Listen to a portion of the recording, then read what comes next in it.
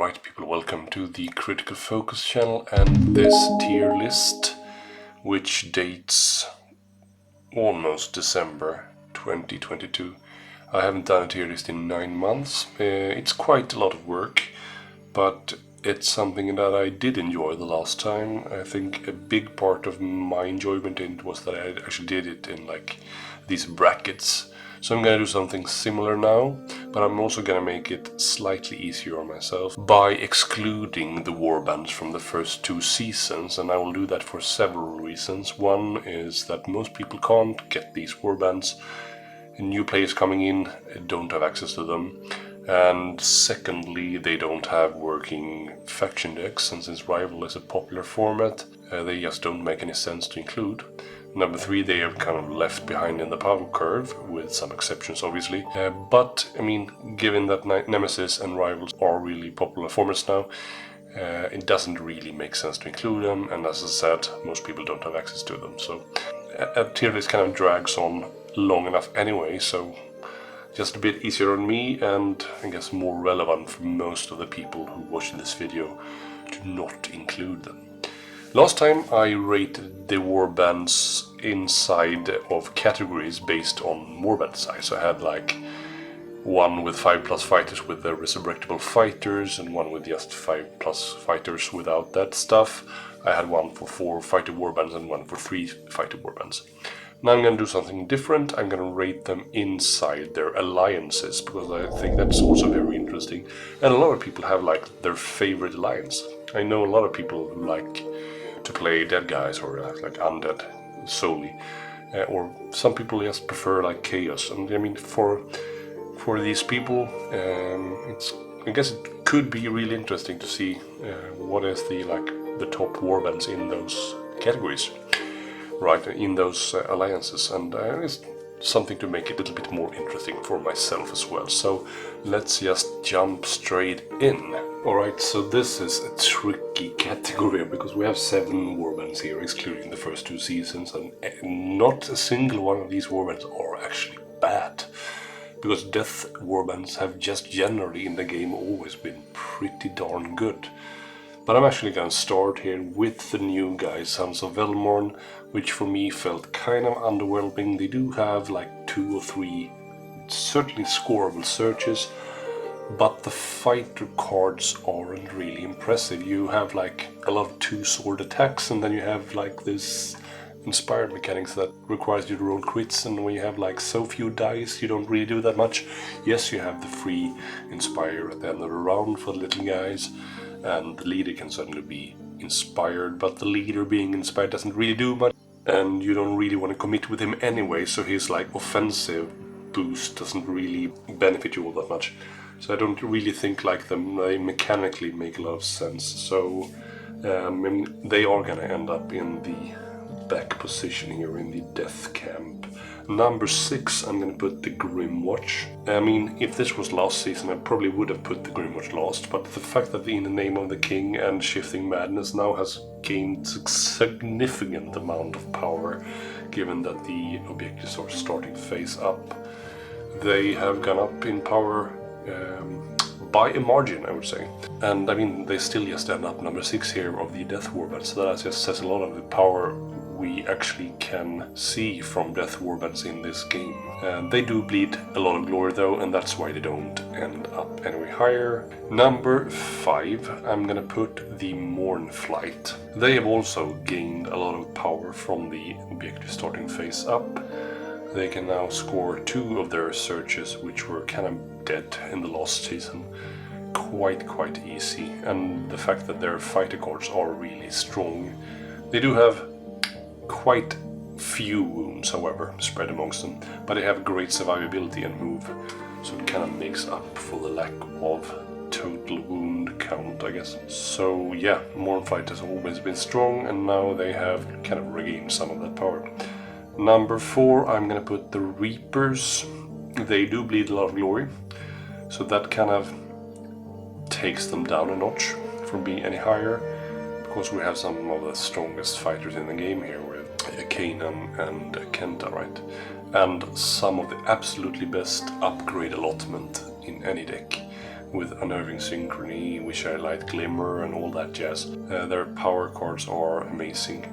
Their searches aren't fantastic, however. You can score via and gain your second Titan round. That's pretty reliable card, and also by doing the crit thing, right? But the other stuff isn't really all that good. Standing on objective in enemy territory with a leader is better now than it was, but that's kind of a trap card because you kind of want to guard your little guys with Kanan rather than going forward. So yeah, but they are still just strong because the fighter cards are good, but they do bleed a lot of glory. And yeah, the upgrades are amazing. And number 3 are the Crimson Court. They have lost some power due to passive hunger build not being usable anymore, with a lot of Dire Chasm hunger cards rotating out, but they still do aggro quite well as long as they don't meet really beefy fighters, because they really reliably kill small guys, but as soon as they meet 4 or 5 wounds, they will struggle because they don't really have that much damage output. So yeah, but they have really good searches, some really strong upgrades and ploys, and the fighter cards in and of themselves are very solid.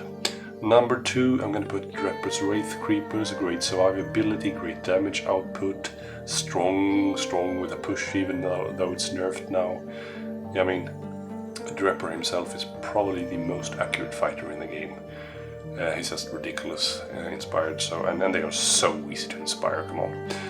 So yeah, they have always been strong and probably always will be strong. Number 1, however, I have put the Exile Dead. Yes, they do bleed a lot of glory, but they make up for it with some of amazing mechanic. Even though now nerfed, yeah, at least in the beta rules. Both the dance dynamic and the Prentice Markov move is amazing. So yeah, you can just pull off mad combos with them and beat your enemy into bloody pulp quite easy. I mean, the caveat with them is to not commit too much with a leader, because Warband falls apart really quickly when the leader dies, right? So watch out for that, but otherwise an amazingly strong Warband. So that's it. Sons of Elmon lost, Grimwatch next, Mournflight, Reapers, Crimson Court, Drepers, and at the peak here I'm gonna put the Exile. That's a really hard category to kind of rate because all of them are strong, so even if the Sons of Elmon are last here, they are still really solid. So yeah, that's the death category. Alright, so let's move over to the chaotic side of things, right? And here we have 7 warbands, and I'm gonna start from the bottom, as per usual, with Kagras Ravagers. The fighter cards aren't all that shabby. I mean, they are quite good, but the deck isn't really amazing, is it? They have kind of maybe 2 searches that are really scoreable, and yeah, they have certainly regained some power now that the objectives start face up, and the fact that you only have to desecrate 2 objectives now. So I mean, they are certainly not unplayable, but I mean, I can't really see them in any way higher than any other warband here, really, with a straight face, because I mean, the warband mechanic is just weird, and you can't really combine it with holding objectives. So it's I think that should have been something for them. Like, you can desecrate, but you can also hold that objective. But maybe other warbands can't hold it. It's just something to benefit them rather than to punish them for their own mechanic, right? So yeah, let's just leave it at that. I think the Ravagers are, I mean, they have beautiful models, but they are kind of a missed opportunity mechanic wise. Number 6, I'm gonna put the Wormspat. Same here, great fighter stats. They have great damage reduction built in. They can do aggro quite well, but the deck isn't really fantastic. You don't have great searches, and the cycle ploys are interesting but not all that good. A fair few decent upgrades, sure, but overall the deck is pretty weak, and you have some weird stuff there, like hold 3 objectives with a 3-man warband. So I mean, it's just a strange warband. I do like to play them though, but yeah, it is what it is. Number 5, I'm gonna put the Despoilers, the Beastmen here. They certainly bleed some glory, but the fact that they can actually play aggro quite well and hold style pretty well, given that they are 6 bodies, and they can score out of dying themselves with the survival of the fittest. And now that the objectives start face up again, they can score the 2 glory search despoilers. Yeah, I mean, the inspired mechanic is quite hard, especially against elites. So that's something that kind of keeps them from being any higher on the list. And I mean, the base attacks for most of the guys in the warbands are pretty atrocious.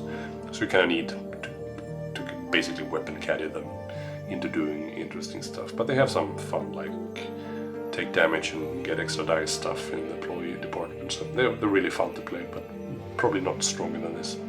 Number 4, I'm going to put the Gore Chosen. Also great fighter card stats here, or not also because the despoilers didn't have it. But I mean, both Wormspat and the Ravages have good stats on the cards. But yeah, the Gore Chosen have good stats on the cards.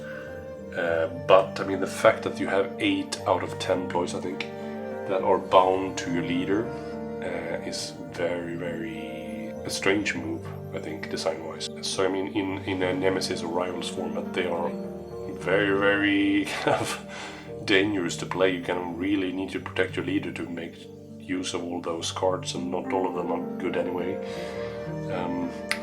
So yeah, I mean, number 3, I'm going to put the Dread Pageant. This is one brainy warband.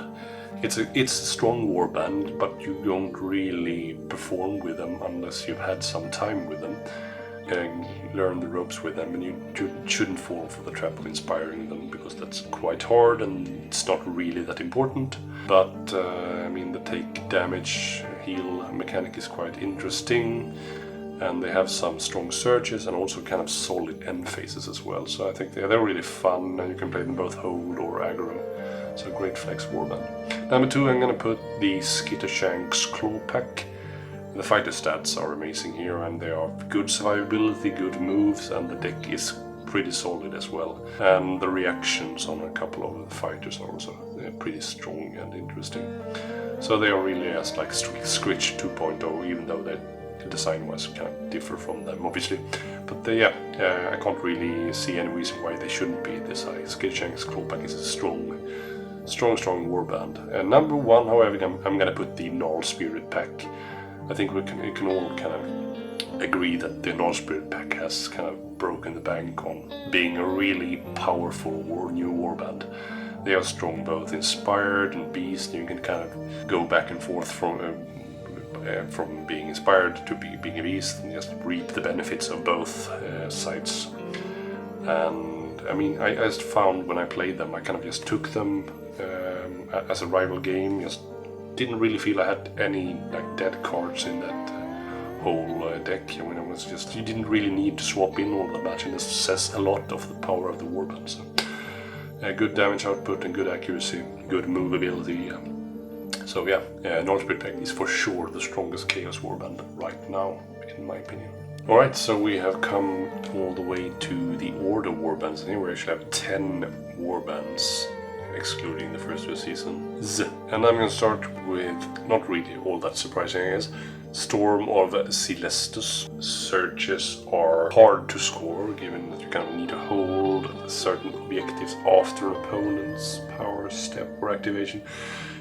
It's just a bit weird. And it's a static warband, and you can just shoot once, and I mean the fighter cards are pretty solid, apart from the just shoot once thing. But yeah, man, the objective deck isn't just not strong enough to render them a higher position than this.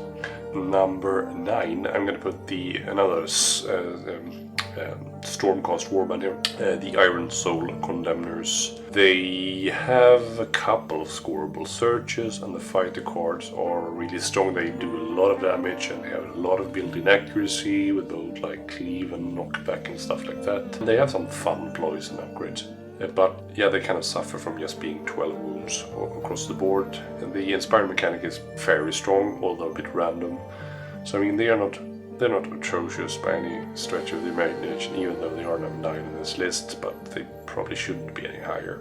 And kind of close though are the number 8 warband here, Morgwaith's Blade Coven. The search deck here suffers a lot from having to kind of kill fighters to score searches. So you really need to kind of build them. So in a pure rivals format, might even be tempted to put them below the Condemners, but yeah. But they have good maneuverability and some decent damage output actually, and not too shabby accuracy. I mean, they all hit on at least 3 swords basically, so I mean they are quite accurate. Having to depend on killing stuff to inspire is very matchup dependent and kind of slow. And the fact that you need to kill stuff to score surges is a bit weak. And they are obviously quite frail as well. So.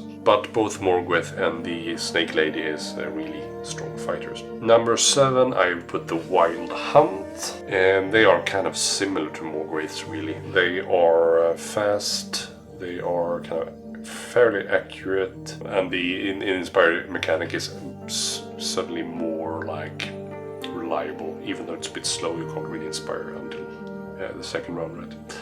So that kind of takes them down a notch. Number 6, I put Sandai's Truth Seekers. They are the best Stormcast warband in the game right now, and still they aren't really all that fantastic. So I mean, Stormcast warbands have never really been great in this game.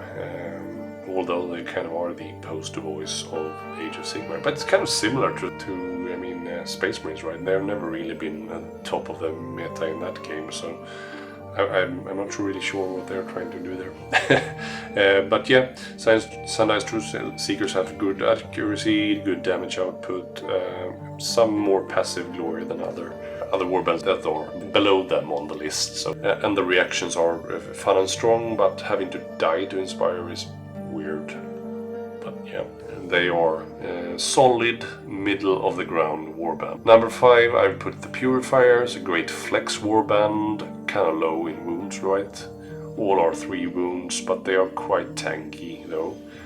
I mean, 2 of them inspire to 2 shields, one of them starts with 2 shields, leads over to dodge. So really, just the bow lady is kind of frail, but you will put her way back so that you can't really get to her straight up, and then she inspires to dodge as well, and she has 5 range, and yeah, and some passive glory both in the end phase and the search department, right? And some really strong ploys as well. So number 4, I have put the Starblood Stalkers. I didn't really fancy them in the last rendition of the game where the objective started face down, but now they can inspire quite easy again, and they can make use of one of the best cards in the game, which is like Lords of Space and Time, right? Well, not maybe the best in the game, but it's certainly a very strong faction card. And yeah, the whole warband just makes a lot more sense now that the objectives start face up, so I think they have gained a significant amount of power with this change to the rules. And number 3, I've put the Shadeborn. That's another warband that's kind of lost some power. Another one is probably the only warband maybe that's lost power with the objective starting the way it is now. But they can still use the shadow counters, and there are still printed hexes, right? So I mean, and the fighter stats are good enough to kind of make up for that fact. And the deck isn't too shabby either, so I mean, they still are pretty strong, I guess. Number 2, I'm going to put the Soul Ray. They have always been strong and will probably always be strong, even though they have kind of some restricted cards, but they can score passive glory. They have great accuracy, especially in the second one. They are crazy accurate, and the fish is really annoying and very, very game breaking and strong. Number 1, however, I have put Hexbane's Hunters. I think it was kind of a toss up here between the Soul Raid and Hexbane's Hunters, so if there's any alliance here that I'm kind of dubious about the first place, it's probably this one. So maybe it's a tie here between the Hexbanes and the Soul Raid, but I've found them to be really strong. I think the reaction, although at first glance didn't seem all that strong, but the removal of a charge remove token has actually been very, very helpful for me in the games that I've used them in.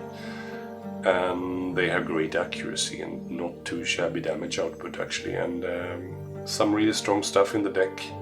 So even though they are kind of frail, they are no pushovers. So I mean, I think they are really strong, and they really punish your opponent for killing you. So I think they can deserve the top spot here, but you are certainly welcome to disagree if you think that the Soul Red should still hold that position.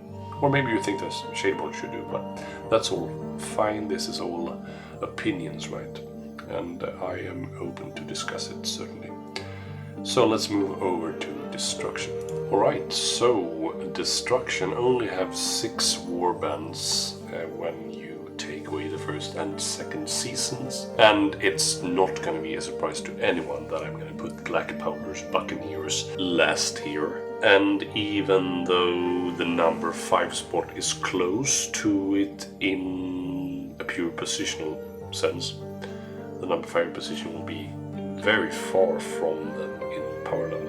So, but yeah, let's focus on Black Powders for now. So Black Powder's Buccaneers are weird to inspire, the mechanic is weird, and the cards are weak. I mean, you have this pirate with a gun and you can't basically shoot it more than once unless you really invest in doing so, and pulling off the light finger reaction without killing opponents is also really hard. So it's just another missed opportunity for a really cool thematic warband that doesn't really make any sense.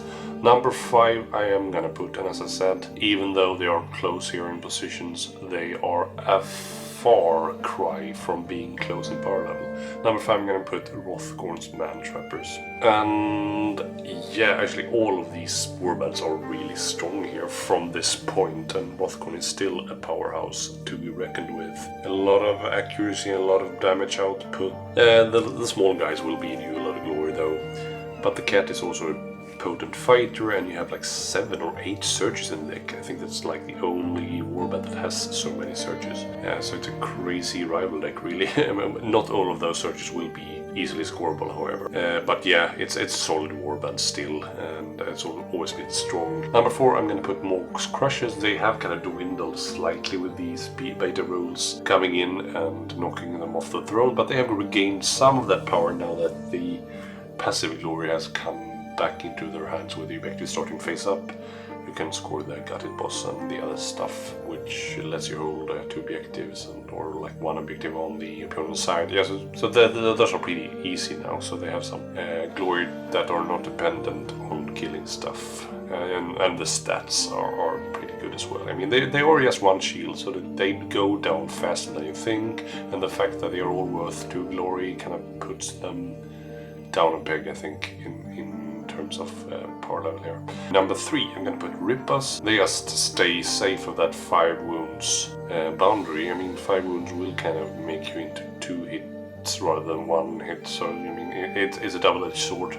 But Rippa can score passive, they can score aggressive, and they have in their best of days, when the luck dice are on their side, they can burst down opponents really fast. But as all 3-man warbands, they fall apart really fast when 2 guys die, really.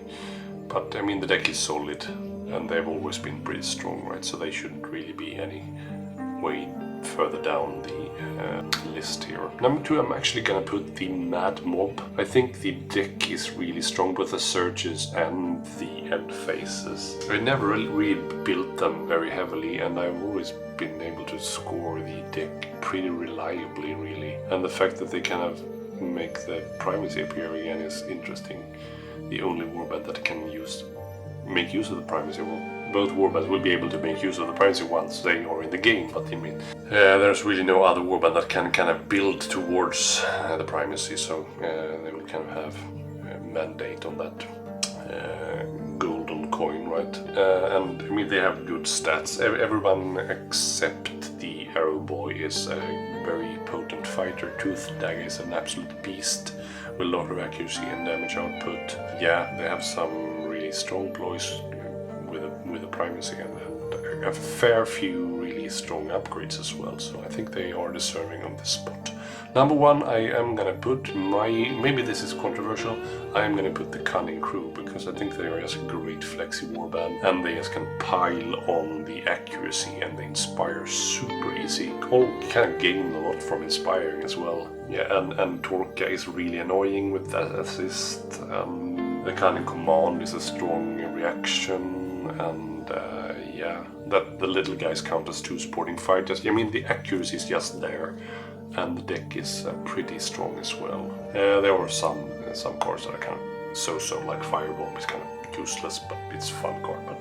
But yeah, I think overall the kind of crew just nudges it for me at least. But as with the order warbands here, I mean, I'm certainly open for discussion if you don't agree with this. Maybe you think that Ribbas deserve the first spot, or maybe you think that like the Morgul still are the kings of the destruction warbands or whatever. Yeah, a lot of these lists were actually really hard to kind of judge now that you removed the first and second season, because there were really no bad warbands left, really. So even like the positions way back in all of these lists are, I mean, quite decent. Maybe apart from like Storm the Celestes, because I don't really rate them. But I mean, a good player can still make use of them as well. But all of them are playable, really. I wouldn't really hand my worst enemy the Black Powders though, but apart from them, I think, yeah, they're all strong. So I hope that you have enjoyed this tier list here, which was kind of a different take on it. I rated them inside the Grand Alliances, and I excluded the first 2 seasons for reasons stated in the start of the video. Did you think that it was a good choice that I excluded them? So without further ado, right, so leave a comment as towards your thoughts on the list. Like the video, whether you agree or not. and don't forget to subscribe, guys. All of that stuff means a lot to me and us. So hope to see the channel grow and to reach out to the community to discuss with you guys. Yeah, I don't really know what to say. Thanks so much for 500 subs, which we scored past the other day. I'm so happy that the channel is doing well, and hope to see it grow even further, obviously, like all YouTubers do, but not for the sake of just growing, but for the sake of actually delivering decent content to you guys. So take care, right? Bye.